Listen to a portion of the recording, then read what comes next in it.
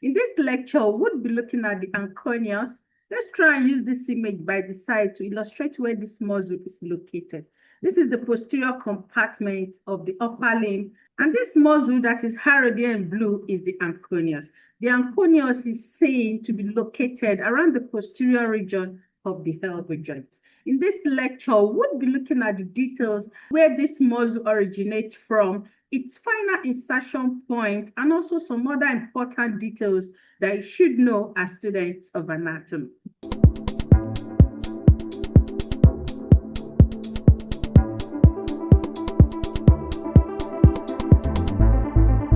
The Anconeus is a small triangular muscle that we say is located around the posterior region of the elbow. Some tests may classify this muscle as one of the muscles located in the posterior region of the arm, while some may classify it as muscle located in the posterior region of the forearm. And this is because of its location. We use this image by the side. This is the posterior compartment of the upper limb. This is where we have the triceps brachii. This is specifically the lateral head of the triceps brachii. And on this other side is where we have the long head of the triceps brachii. Don't forget that the triceps brachii muscle is made up of 3 heads. It is made up of the medial head, the lateral head, and also the long head.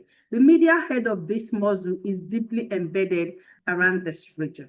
If you go more inferiorly to the triceps brachii, is where we have the Anconeus. So you see that the Anconeus is positioned at the inferior region of the triceps brachii. And this is why you see it sandwiched between the upper posterior region of the arm and also the lower posterior region of the forearm. This muscle is seen to be generally classified as one of the muscles located in the posterior region of the forearm. And it is one of the muscles located in the superficial layer. If we go back to our previous lecture on the muscles of the posterior forearm, we described in that lecture that we have a total of 12 muscles in the posterior compartment of the forearm. While we have 7 of these muscles located around the superficial layer, we have 5 of them deeply embedded. And out of the 7 muscles that are located in the superficial layer, we have 4 of these muscles originating from the lateral epicondyle, of course, sharing a common extensor tendon.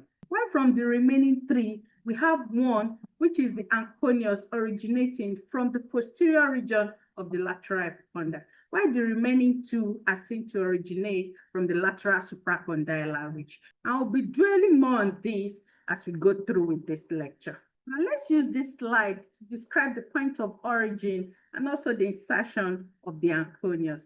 This muscle is seen to originate behind the lateral epicondyle, and specifically is seen to originate as a separate tendon from this region.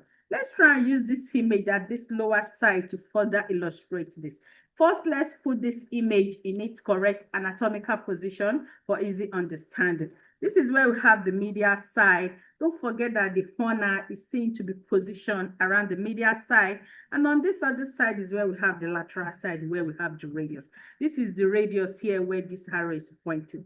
So we see that this muscle is seen to specifically originate from the posterior region of the lateral epicondyle. This is where we have the lateral epicondyle here, arrowed in green. We know that the lateral epicondyle is seen to serve as a common site of extensor origin. We have a number of muscles in the posterior compartment of the forearm or the extensor compartment of the forearm having their tendon originating from this point.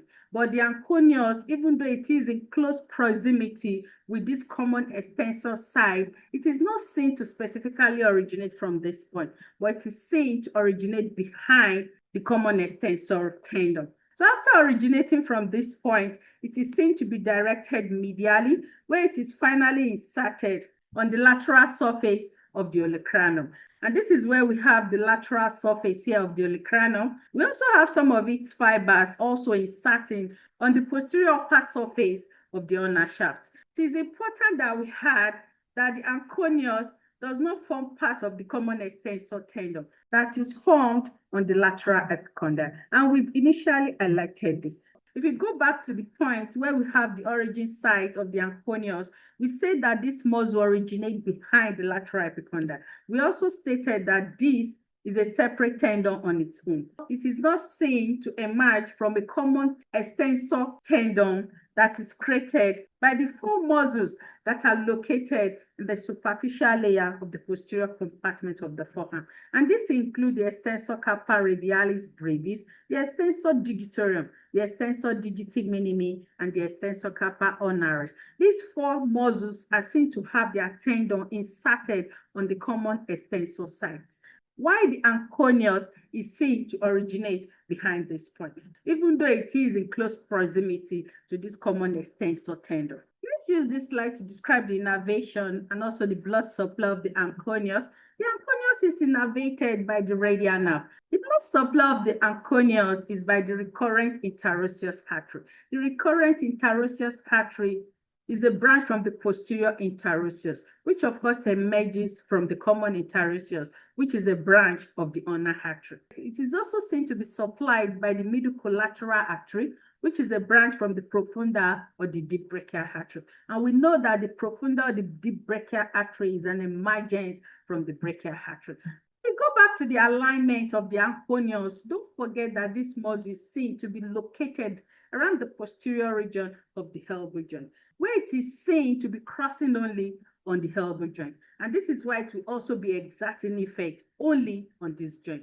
And this is what is harrowed here in blue. So you see the anconeus exerting effect only on the elbow joint, and it is seen to exert extension because it is located around the posterior region of the upper limb. It is also seen to enhance the stability of the joint. If you look at the pattern by which it runs, you see that it will be helping to reinforce the activities that the elbow joint exhibits. Thanks for watching this video.